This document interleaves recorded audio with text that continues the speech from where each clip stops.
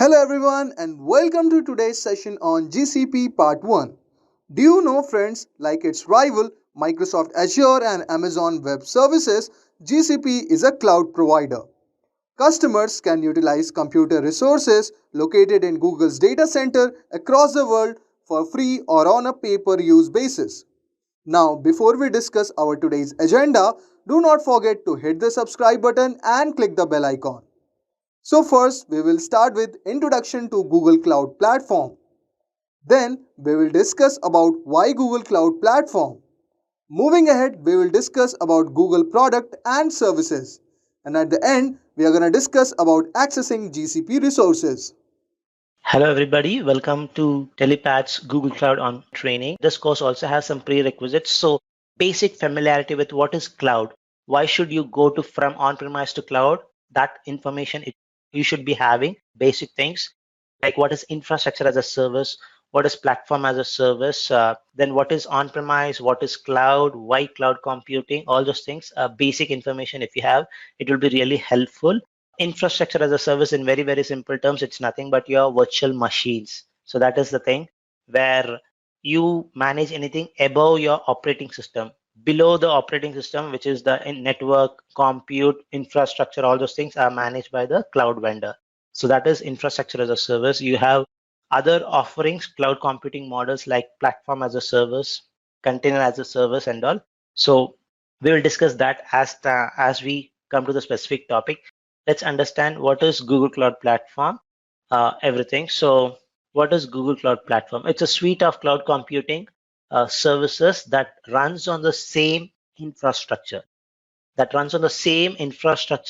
Google uses internally for its end user products such as Gmail, YouTube, Google Maps. So it uses the same infrastructure. GCP supports various cloud computing services, cloud computing models, such as infrastructure as a service. You can run virtual machines. It supports platform as a service, where you can just deploy a web application without taking care of what would be my infrastructure. You don't need to worry. So platform as a service is supported. Container as a service. So if containers is a new thing for you, don't worry, we'll discuss about this. So this is like packaging everything into a form in which it will work in every environment. And lastly, function as a service. So these are the various service model which Google supports: infrastructure as a service, platform as a service, then container as a service, and function as a service. So these are the service model it supports. An interesting fact is GCP started its cloud journey with platform as a service model in 2008, where most of the other cloud vendors like AWS, Azure started their cloud journey with infrastructure as a service, which shows Google's uniqueness in their cloud strategy. Right from the initial release itself, their focus was mostly towards developers. That's the main thing. That shows how unique Google Cloud Platform itself.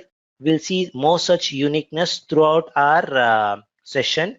As in when it comes, I'll try to highlight this is a very unique feature. That way you can see how GCP differentiates from other cloud vendors. So we saw what is GCP. Let's see why one should consider GCP. So there are numerous reasons why one should consider GCP, but let me discuss the top 4 reasons. The first one being trust and security. So when it comes to cloud computing, the first question raised by businesses: how secure is your cloud? Google's basic policy is trust nothing by default and authenticate every time. Any product which Google designs, it starts with security placed at the center. So they take security very seriously, though the center is always at the center. They always focus on security. So they build the product with security placed at the center. They build it, and it's not the other way. Like some organizations build the product and then try to fit in the security concepts later. Google does not does that way. So they always keep security at the center. In fact, Google's security is embedded in each and every layer, right from the hardware to the software layer. So that's the important stuff. Data is encrypted at transit and at rest by default. There are few vendors, cloud vendors, who give you the option of not to encrypt it, but in GCP, you don't need to worry about this. By default, encryption is turned on. So if you want different mechanisms of encryption, that is available, but by default, it is encrypted, both at transit and at rest. So that's the first important difference why one should consider GCP. The second one is how GCP acts as an open cloud platform. Google's commitment and contribution to open source community is tremendous. You can take products like Apache Hadoop, Apache HBase, TensorFlow, Kubernetes are some of the products which came from Google's research paper. Google is also having, GCP is also having a managed service for these open source products like Dataproc, Bigtable, Cloud ML Engine, and Kubernetes Engine. So this way, Google promotes open source products in GCP and avoids any vendor lock-in. So that's a biggest benefit which Google GCP provides. So if you want today, you like GCP, so you can have your Apache Hadoop cluster running in GCP. Tomorrow, for some reason you don't like it, for some business reason or whatever it is, you can move from GCP to AWS easily because it is an open source platform. So Apache Hadoop, the same workload MapReduce job which we are running, you can run it in your AWS. There's no vendor lock-in. So that's the key thing. The next one is global network. So networking is one of the important components of cloud. As I mentioned in the beginning, without networking, there's no cloud. Be it GCP, AWS, Azure. So there's no cloud. First thing is networking. So GCP, so when it comes to networking, GCP or Google to be in specific, it's a rock star when it comes to networking. Google's global network, which acts as its backbone, is the world's largest software-defined network, which interconnects at more than 90 internet exchanges, and it has almost like 100 edge point of presence worldwide. So some of the analysts mentions that Google's ultra-fast global backbone, which is their fiber optics cable, it carries around 25 to 40% of the world's internet traffic. 25 to 40% of the world's internet traffic, which is really, really huge. So that shows how big, how global Google's network is. This is again one of the key differentiators of GCP. And the last one is AI capability. Today we know how AI and machine learning is revolutionizing all the industries. Name an industry, AI is trying to revolutionize it. So it could be manufacturing sector, it could be like logistics, it could be education. It is trying to revolutionize every sector, every industry, and every organization wants their application to be AI driven. That's their aim, but not all organizations have the skill set to build and productionize an AI based application. What GCP is trying to do is it is trying to democratize AI by providing access to AI capabilities to every organizations by exposing it as an API form, which is easily accessible to web developers, analyst with SQL knowledge, or even for data scientists. Usually in the beginning days, data science like AI, machine learning was something which was only done or processed by data scientists. It is not that now. So even developers, web developers, SQL people who have SQL knowledge can build machine learning models easily. So Google is trying to democratize that way. So that is an important stuff. So AI for everyone. That's their main this thing. So those were some top four reasons why one should consider, why business or individual users needs to consider GCP. So all are very important stuff: trust and security, openness, the networking, the reach, and the most important stuff is AI. So all these things are there in GCP, and it acts as a very unique feature when it comes to GCP. With that, let's look at some of the Google's products and services at a very, very high level. And we will go through each of these products, most of these products in our session as we come to the specific topic. So there are around 160 plus GCP products and services, 160 plus. It can be broadly categorized into networking, compute, storage, big data, and artificial intelligence. So let's go one by one. So let's start with networking. In networking, there are around 15 plus services available. The first one being there are to just make the slide look better, I've just put some top four products and services. There are n number of products here. So just to make the slides look, every hexagon, usually GCP products are represented by hexagon. It's their logo. That's how they try to design it. So all the products and services would be represented in a hexagon fashion. As we progress, you'll be definitely able to recognize what is this hexagon stands for. So that's because you'll get used to the products. First one in networking is called as virtual private cloud, which provides you the networking capabilities for your GCP resource, the networking stuff. So this is nothing but the network which you have in on-premise. Very similar networking topology you can have it in cloud. So it is called as VPC, virtual private cloud. So that's the first thing. The next important product is called as cloud load balancing, which provides high performance, scalable layer 7 and layer 4 load balancing. The next important product is Cloud VPN. This is a very standard one. Whenever you want to connect your Google Cloud platform with your on-premise, Cloud VPN comes into picture. That's one option. And if you want more like bandwidth or capacity, if you want to transfer huge amount of data from on-premise to Google Cloud, you have something called as Cloud Interconnect. So this is a physical line which gets connected to Google's point of presence, and it is not over a public internet. Cloud VPN, it communicates over a public internet and the connection is encrypted. Maximum you can have only 3 Gbps of bandwidth, but with Cloud Interconnect, you can have up to like 80 Gbps of capacity. So that's few products in networking. Let's switch to compute part.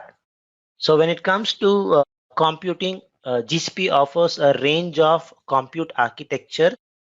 First one being the compute engine. This is the logo for compute engine. So it provides you scalable high performance VMs, so virtual machines. So that's where you get. The next option which Google provides is under compute is Kubernetes engine, so which is for running containerized applications. So if you have a container is to put it in very simple terms, it's a way of packaging your application so that it can work anywhere. So once you have containerized it, and if you want to orchestrate, so that's where Kubernetes comes into picture. So that is one option which it provides. The next option which Google provides is called as App Engine. So this is your serverless options of running your apps and your backend. And the last option which compute provides is called as cloud functions. So these are event driven serverless compute platforms. So typically if you're working with IoT devices where based on a sensor information function which you write in your program, so it could be programming language calls it as method, some programming model call or programming language calls as procedure or function. It's a piece of function which gets evoked based on an event. Let's move on to the next part, which is storage. So under storage, there are numerous products which Google provides, so GCP provides. So there are a number of products. Let's discuss the top four for the introduction purpose. So when it comes to storage, you can categorize the data into different forms like object storage. So what do you mean by object storage? Think of data which is unstructured in nature, meaning which cannot be put into rows and columns. For example, videos, emails, images, audio files, or the PPT which you're screening on your screen. These are all unstructured information. You cannot store this in your database as rows and columns. Maximum you can store it as a binary large object, but it will not give you any value there. But if you want to store such unstructured data, the good option for later you can process it using any technology of your choice. But if you want to store such unstructured data, the good option for in GCP is called as cloud storage.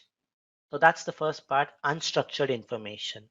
And as per stat, 90% of the information in the entire world is unstructured. The remaining 10% is structured in nature. What do you mean by structured? The data which can be put into rows and columns, relational database. Most of the time when you do transactions, so these are all transactional systems, so which has a fixed schema. So, and if you want to work on such systems, the Google's product offerings for that is Cloud SQL and Cloud Spanner. So these are your relational storage options. The last one is we saw unstructured, we saw structured. What is left over? Semi-structured information. So that is your NoSQL database or NoSQL database, where just think of any semi-structured information which keeps varying their schema. So it could be like a time series data generated from a stock market or from a weather report. If you want to process on such systems, the option with Google offers is called as Big Table. So you can handle such semi-structured information, which is of huge scale. So those are the options. And there are other few options which I have not discussed here, but I have mentioned it here. As we come to the storage, we'll discuss all this stuffs.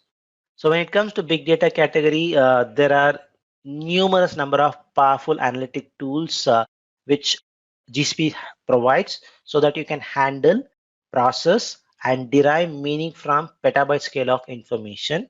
Some of the products which Google offers are Dataproc, which is nothing but your managed Apache Hadoop and Apache Spark cluster. So if you have a cluster, you can just move all your workload which is running on premise to Google Cloud easily and run your MapReduce job or Spark jobs easily there and run your pick statements, all those stuff. So that's the first offering. The next one is called as Cloud Data Flow. So this is nothing but a scalable data processing pipeline, or in very, very simple terms, treat it as ETL, extract, transform, load.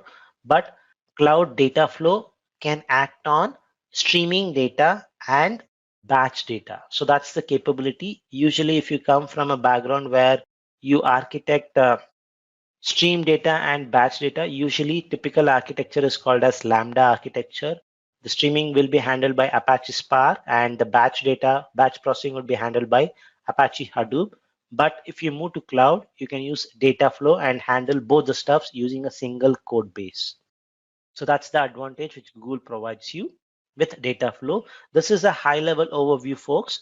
Don't worry, we will go through each and every modules in a deeper as we go to the specific topic. This is just to get a flavor. So next product in under big data is called as BigQuery. So this is your fully managed, highly scalable, low cost enterprise data warehouse with built-in machine learning capabilities. So if you know SQL, all good. And this is Google's option for running your data warehouse. So if you have worked on Teradata, Hexadata, Netezza, so cloud version of that is BigQuery. And this is totally serverless, meaning you don't need to manage your infrastructure. You have petabyte scale of structured information, load that into BigQuery, start using your SQL statement. All good. That's it. And if you know SQL statement, you can create machine learning models to predict, okay, whether the stock market will increase tomorrow or not. You can do those predictions easily using SQL command itself. So that is possible using BigQuery. And the last offering in big data is called as PubSub.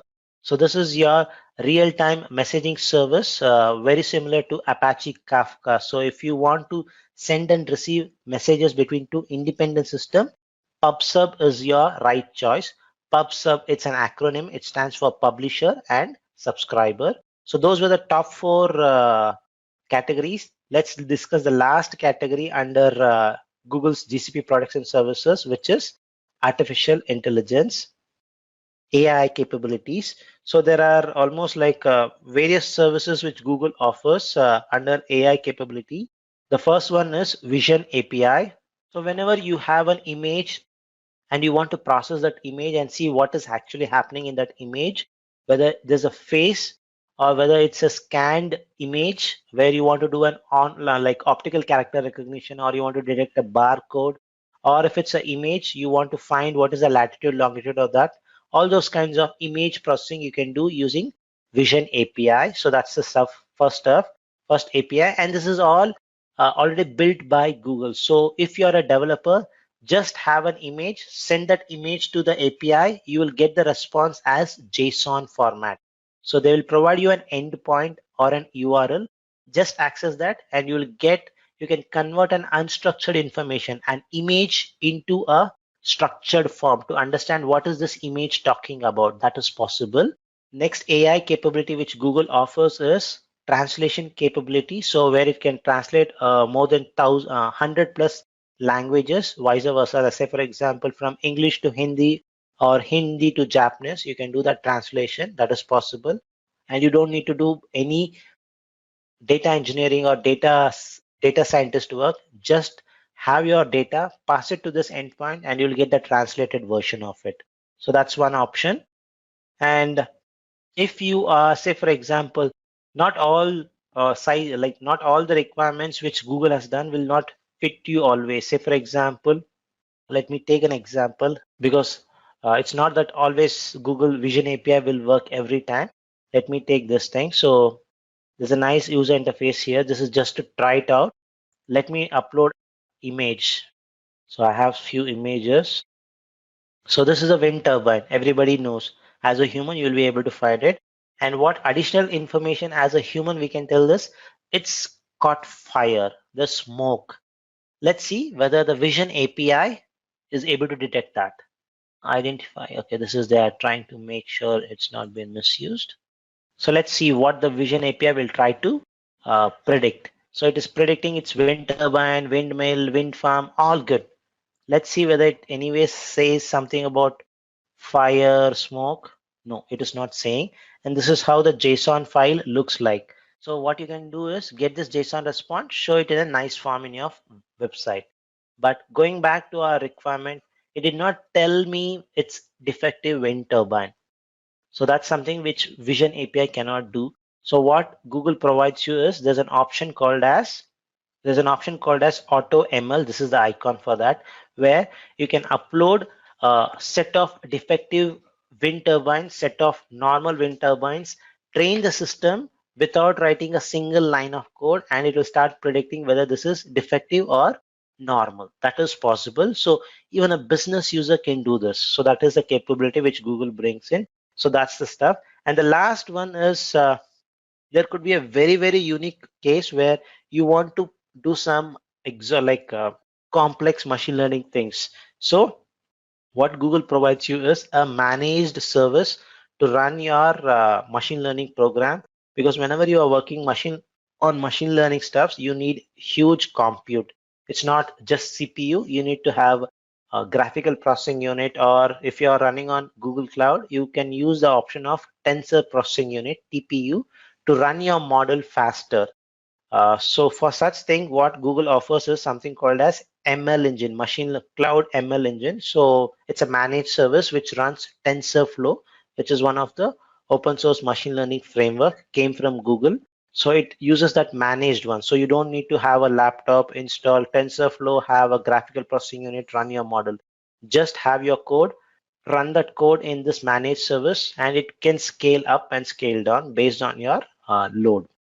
So those were some high-level product offerings of GCP. What we'll now do now is we'll try to get our hands dirty by setting up Google's free tier account and try to do some demos on that. So let's do some hands-on. First of all, let's try to create an account ourselves. So what we'll do is let's try to, because there are various products and services which I mentioned, you want to test, see how it works, all those things. For that, you need to have an access. For that, you need to create your account. So that is called as Google Cloud free tier account. We'll activate that. Before we activate it, let's look at some of the features of it. You get 12 months of access with 300 US dollar credit points. Let me repeat, 300 US dollars credit points or equivalent you'll get for 12 months. And the good thing with Google is they will never ever auto charge your credit card. So to activate this, you need to have a credit card or debit card. If you are from India, you cannot use your debit card. But if you are in from other countries, debit card also works. Like in countries like Singapore, you can use your debit card to activate this. Why they need your debit card or credit card is to just to verify you are not a robot, you are a human. That's the only reason, and they will never auto charge you. 100%, 200% they will not auto charge you unless you explicitly click on upgrade my account so that you become a fully paid user. So unless you upgrade it, it will not auto charge. So after 12 months, if you still have few points, you cannot use it. Or in 1 month itself, if you exhaust all your 300 credit points, that is also okay. So, but they'll never auto charge you. So that's the key stuff here. So, and there are few products which is offered free of cost even after the trial ends. So you can start using, there are few basic free services which Google provides. So you can continue using it as free forever. It is like forever free. So with that information, what we'll do is I'll show you the process. You just need if you're from India, you need a credit card. So if you're from other regions, debit card also will work. So this is the URL. Just click on try it free. And to activate this, one is your credit card. Another one is you need to have a Gmail ID. So that is a must. My suggestion is don't use your personal Gmail ID. Create an account, new Gmail ID just for your learning purpose so that you don't mix up both. That's my opinion. But if you want, you can use your own personal Gmail ID, no problems. Let me log in with one of my Gmail ID, which I have created for this session. Let's just log in with that username and password. I just clicked on try it free. Then it will come to a wizard. Let's wait for the screen to update. So this is the first step. Select the country to which you belong to and the credit card or the debit card has been issued from. I belong to India. Accept the terms of the service. Click on agree. And second step is very, very important. And I have seen n number of learners making a mistake here. The first thing is change the account type to individual. It's not an organization. It's an individual. That's the first thing. Tax status or tax information as registered individual. That is one thing. Then give your other mandatory informations. An invoice is generated every month. The amount is deducted from your 300 US dollar credit points. So that is for that purpose. The important stuff is enter your credit card details and click on my start my free trial button. Once you click on this, it would be a payment gateway transaction. There, if you're in India, the usual amount deducted is there are two payments which happens. One is 2 rupees. Sometimes 1 rupee also happens. And another one is 50 rupees. Totally 52 rupees or 51 rupees will be deducted. And within 10 to 12 days, it will be totally refunded back. Don't worry, it will be totally refunded. Once you finish this entire payment process, all those things, you should see a screen like this where it tells welcome with your name, and it would have created a project by the name my first project automatically. So if you're all good, you should see the screen once you do the payment. So this is your first step. Make sure you do that. And typical mistakes which learners do is don't make the payment. That is one thing. Entering wrong informations like the instead of individual making it as business. So those are typical mistakes which a new learner does it. And if you want to rectify it, so if just click on the hamburger menu and you can just go to this billing information. That's where you can just update your billing details. So it should show your billing. So you see that I have activated it almost a long back, not long, 40 days back. So that's what I had done. So I have almost like 300 US dollars equivalent in INR. I have these things. And if you want to get some settings and all, you can just look into this payment settings and payment method. If you want to update your credit card details or if your credit card information was wrongly entered, you can check this. You should be able to do that. So you're all good to start with your GCP stuff. So that's the stuff. What we'll do now is we'll try to access two GCP resource. Very common when it comes to cloud. The first thing people usually prefer is how to create virtual machines. Just a quick info, guys. If you want to make a career in cloud computing, then Intellipaat provides an advanced certification on cloud and DevOps by IIT Madras. This course is taught by industry experts and IIT Madras faculty. This course is designed to upskill and land your dream job. Now let's continue with the session.